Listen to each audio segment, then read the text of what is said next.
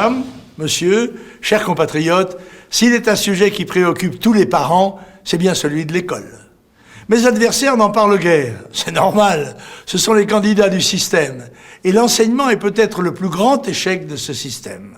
Malgré le dévouement de nos instituteurs et de nos professeurs, l'école n'assure plus aujourd'hui ses 3 missions fondamentales. Elle instruit de moins en moins, un élève sur 5 entre en 6e ne sachant ni lire ni écrire. Elle ne joue plus son rôle d'ascenseur social, 20% des 18-25 ans sont au chômage et 6% des enfants d'ouvriers accèdent aux grandes écoles contre 13% il y a 30 ans. Enfin, la laïcité, c'est-à-dire la neutralité religieuse et politique dans l'enseignement public, est bafouée par des syndicats liés à des partis politiques et par le prosélytisme de diverses religions. Tel est le bilan des partis qui se sont partagés le pouvoir depuis 30 ans. L'UMP, le PS, le PC et l'UDF.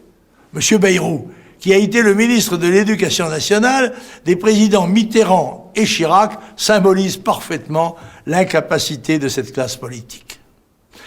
Pour que l'école redevienne le lieu privilégié dans lequel les enfants acquièrent les connaissances nécessaires à leur développement intellectuel, mais aussi à leur intégration dans la vie active, je veux la réformer selon les principes suivants.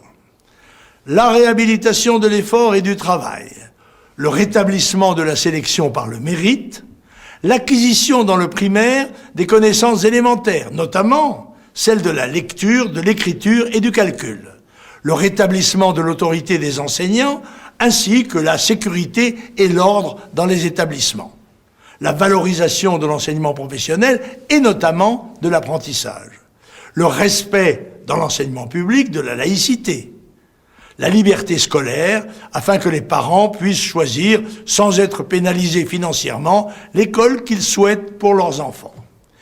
Ces réformes nécessitent aussi l'arrêt de l'immigration, qui a pour conséquence, entre autres, la constitution de classes composées parfois de 90% d'élèves immigrés. Tel est le projet, chers compatriotes, que je soumettrai par référendum à votre approbation.